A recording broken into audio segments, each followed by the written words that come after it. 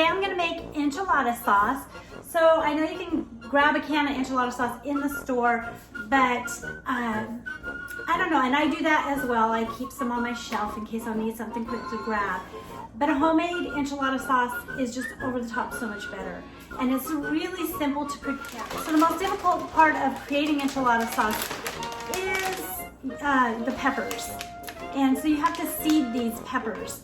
And you have to use gloves, because if you don't use gloves and you touch your eyes or your face later, you're going to get a lot of rash and pain. It's just not any fun. And these have a lot of spice in them. So you're gonna need 15 peppers. I have casilla peppers, guajillo. You have to tell me how to say these. In California, that's easy to say. California chilies. And I'm gonna use a combination of them. And since I need 15 peppers, I'm gonna grab 15 peppers out of each bag, and then I'm going to show you how I make a quick enchilada sauce. Now I keep this enchilada sauce in mason jars. I stick it in the refrigerator, and it stays good for me for a couple weeks. So, but particularly I'm going to be making posole, which is like a Mexican or a Spanish stew. And I love it. I'm making a pork posole, which I will share on my channel as well. And I want some homemade enchilada sauce in there to just pop the flavor of the stew. So that's why I am making this. I also want some extra enchilada sauce throughout the week. So I might be making some enchiladas this month. It's December, because I pull the stem off at the end, and then I just kind of open it up, and then over the trash can I take the seeds. You can hear them, they rattle in there, and I dump them in there.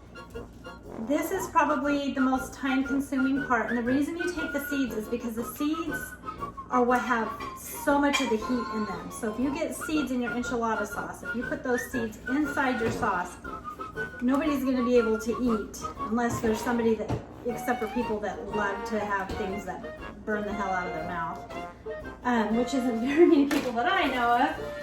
Nobody's going to be able to eat it. So you've got to be able to take the seeds out, and it's the most time consuming part, and probably the biggest reason why I don't do this more often, and I do use canned enchilada sauce, because after having this, I honestly don't like canned enchilada sauce. And if you look at the ingredients in canned enchilada sauce, there's a lot of preservatives and junk in it, you know. So this is just free of all that. It's just your yummy enchilada sauce. It's full of flavors, you'll see as we make it, and it's just so much better.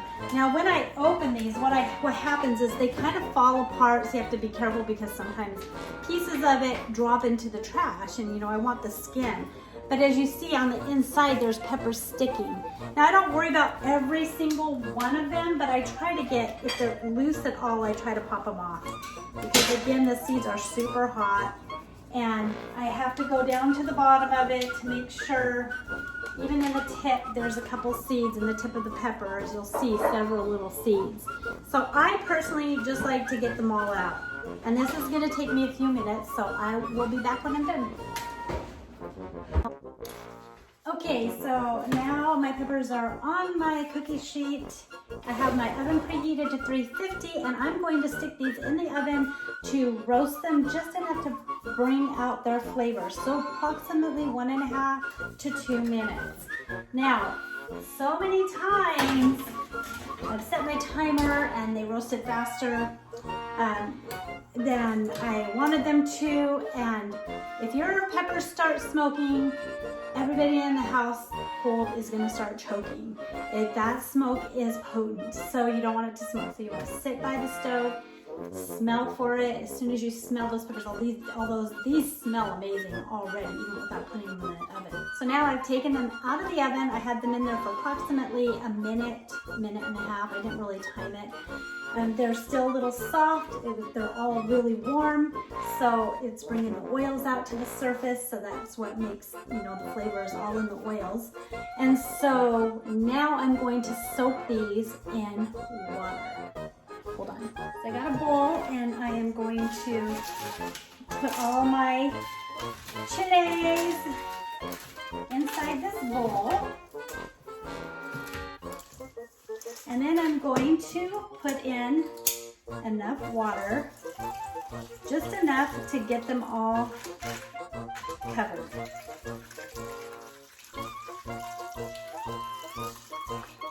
There we go.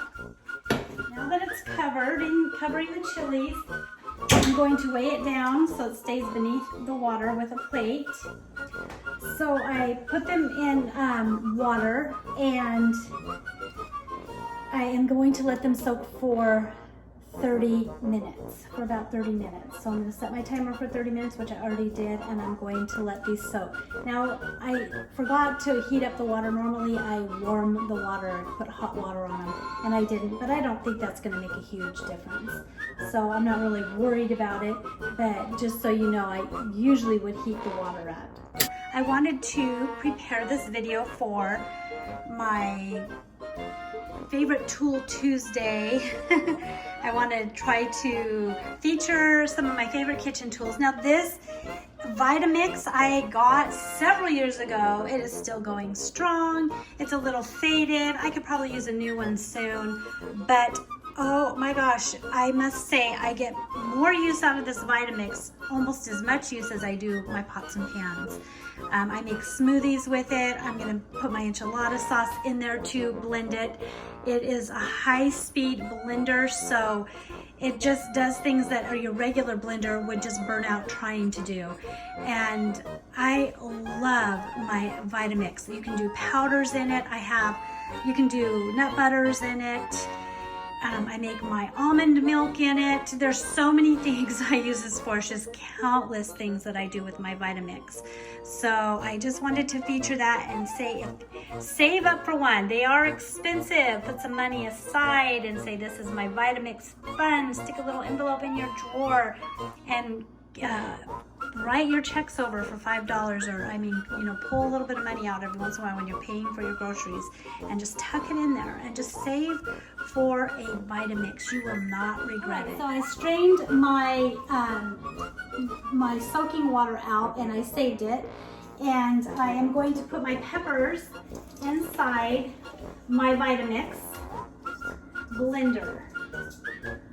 I don't know if this will work in a regular blender or not. I've used a Vitamix for a long time, so I don't think these would be too hard to blend up in a regular blender. But I have 4 cups and I need about 2.5 cups, which is going to leave me with about about 1.5 cups left, right? So I'm going to go ahead and pour 2.5 cups of the liquid in it.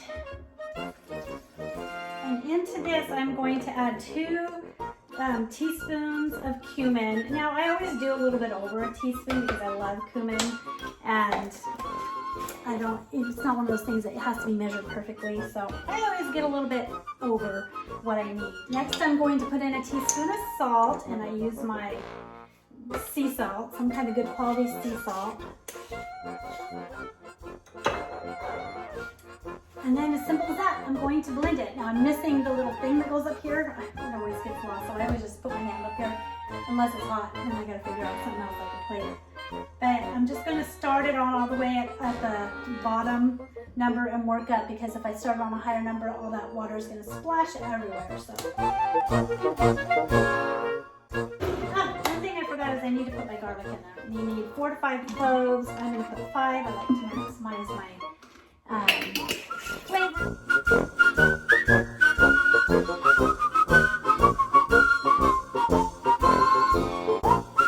That's nice and blended. Oh my gosh, no chili powder in there, nothing. Just, those dried chilies. Look at how rich that looks. And then there's just one step that we do that helps thicken it and helps keep it from separating it, and that's that we cook it in a little bit of oil and flour. I'm going to take a pot. I'm just going to add 2 teaspoons of flour and 2 teaspoons of good quality oil, or some people use shortening. I'm just going to use some avocado oil. 2 teaspoons. And I'm going to just mix that together, and then I'm going to warm it and start to put my sauce in there and get it nice and thickened up. So I'm gonna go ahead and turn that on about 8, pretty high. I'm gonna get my wire whisk and I'm gonna whisk that oil and flour together, smooth it in. It's gonna be the thickener.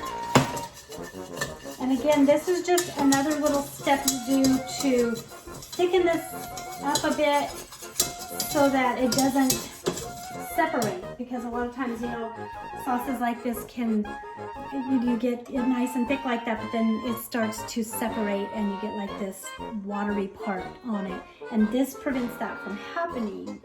So I'm gonna get this nice and hot first. Wait for it to get nice and warm in there.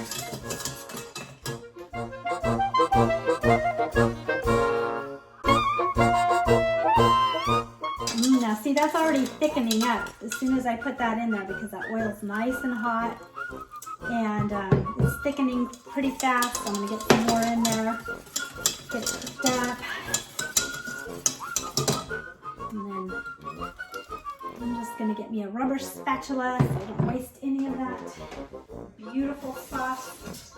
This sauce is the bomb, I'm telling you. It's hard for me, really, honestly, to get to use canned enchilada sauce. So you just warm that up.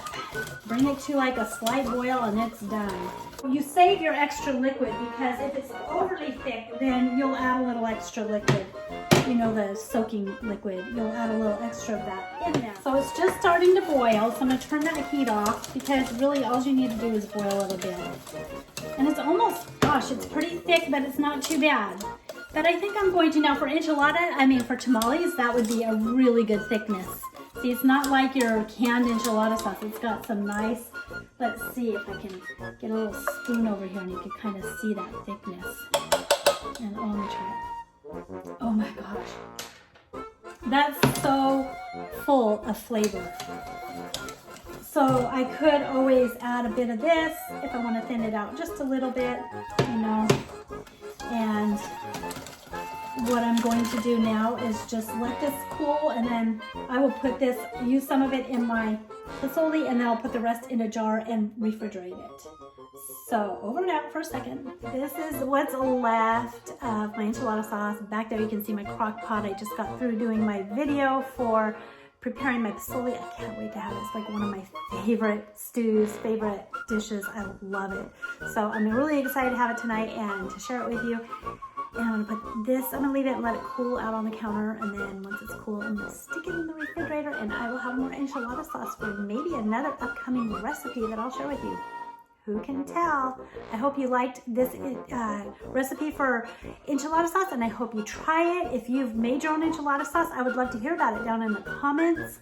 And if you've enjoyed this video, don't forget to give me a thumbs up. And I love comments, and I love it when you share. And if you hit the bell, you won't miss any of my upcoming recipe videos. So if you enjoy cooking with me, hit that bell as well. I'll see you later.